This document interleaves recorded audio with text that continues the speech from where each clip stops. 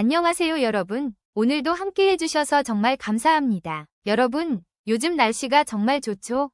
저도 아침에 산책을 하면서 신선한 공기를 마셨더니 기분이 정말 상쾌했어요.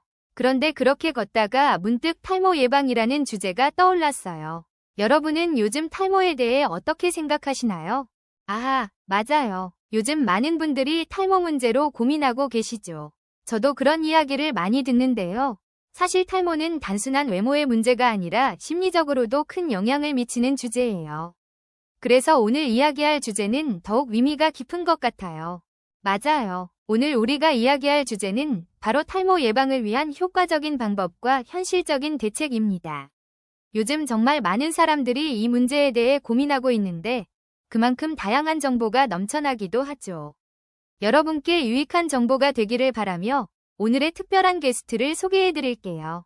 감사합니다. 저는 탈모 예방 및 치료에 대한 연구를 하고 있는 전문가입니다. 10년 넘게 이 분야에서 활동하면서 많은 사람들의 이야기를 듣고 다양한 해결책을 제시해왔어요.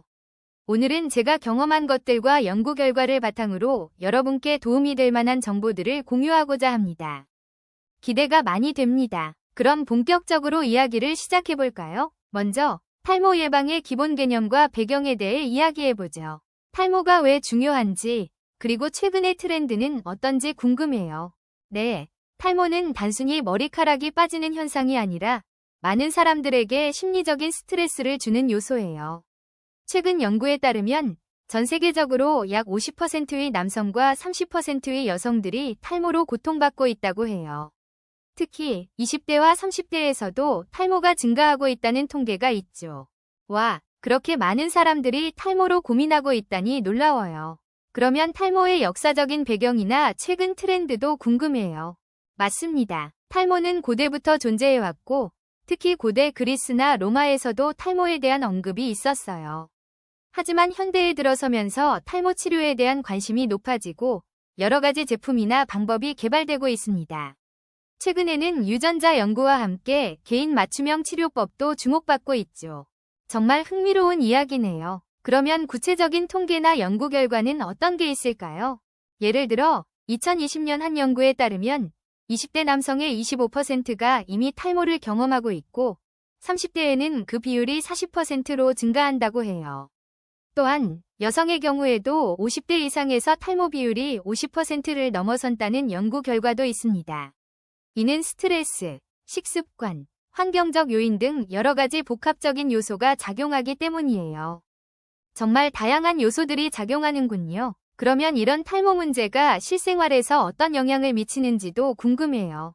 탈모는 외적인 문제로 시작되지만 결국 심리적인 문제로 이어지기도 해요.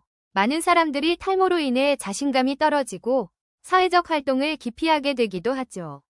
이런 심리적 영향을 고려해야 탈모 예방이나 치료가 더욱 효과적일 수 있어요. 그럼 이제 게스트님 개인적인 경험도 들어보고 싶어요.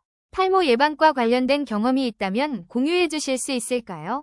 물론입니다. 제가 처음 탈모 문제에 대해 깊이 고민하게 된 계기는 제 친구의 경험이었어요.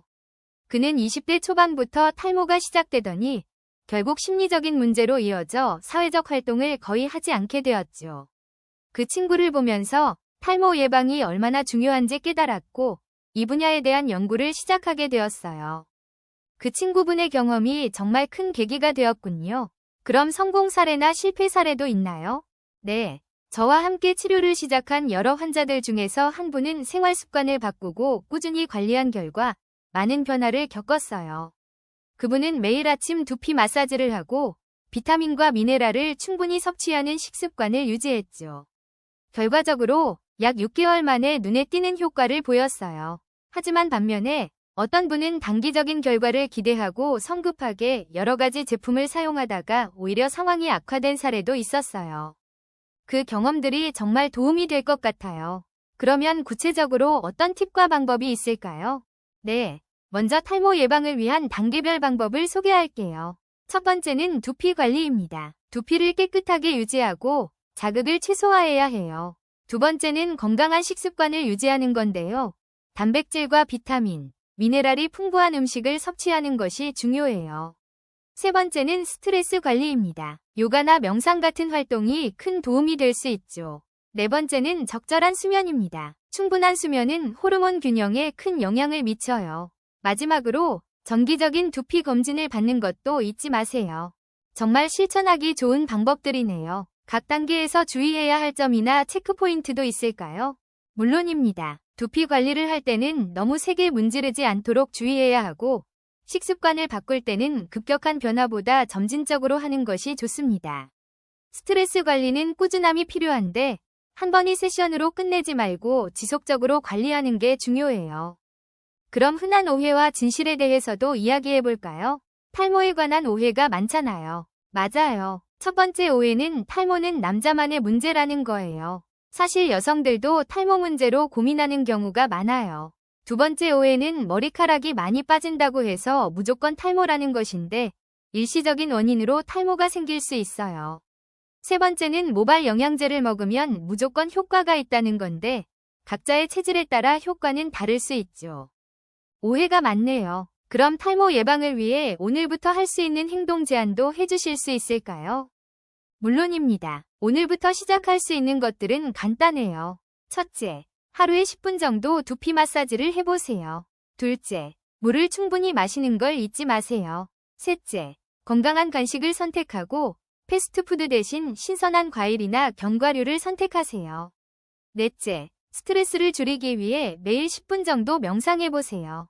마지막으로 매주 한 번은 자신의 두피 상태를 체크해보는 것도 좋습니다. 정말 간단하면서도 실천 가능한 방법들이네요. 단기 목표, 중기 목표, 장기 목표로 나눠서 말씀해 주실 수 있을까요? 네, 단기 목표는 일주일 동안 매일 두피 마사지를 해보는 거예요. 중기 목표는 한 달 동안 건강한 식습관을 유지하는 것이고요. 장기 목표는 3개월 이상 지속적으로 관리하며 자신의 변화와 상태를 기록해보는 겁니다. 그렇게 하면 더욱 효과적일 거예요. 오늘 이야기한 내용을 정리해보면, 첫째, 탈모는 누구에게나 발생할 수 있는 문제라는 점. 둘째, 건강한 생활 습관이 중요하다는 점. 셋째, 꾸준한 관리가 필요하다는 점. 넷째, 잘못된 정보를 피해야 한다는 점. 그리고 마지막으로 자신에게 맞는 방법을 찾아야 한다는 점이네요. 맞아요. 이렇게 정리해주니까 더욱 명확해지는 것 같아요. 그럼 마지막으로 청취자분들의 질문도 한번 받아볼까요? 가상의 질문 3가지에 대해 답변해주시면 좋겠어요. 첫 번째 질문입니다. 탈모 예방을 위해 어떤 제품을 선택해야 할까요? 제품 선택 시에는 성분을 잘 확인해야 해요. 자연 유래 성분이 포함된 제품이 좋고, 특히 비타민 B군이 포함된 제품이 효과적이에요. 두 번째 질문입니다. 탈모가 이미 진행된 상태인데 어떤 조치를 취해야 할까요? 이미 진행된 경우에는 전문가와 상담 후 적절한 치료법을 찾는 것이 중요해요. 약물 치료나 두피 관리 프로그램을 고려해보는 것이 좋습니다. 마지막 질문입니다. 스트레스를 줄이기 위한 방법은 어떤 게 있을까요?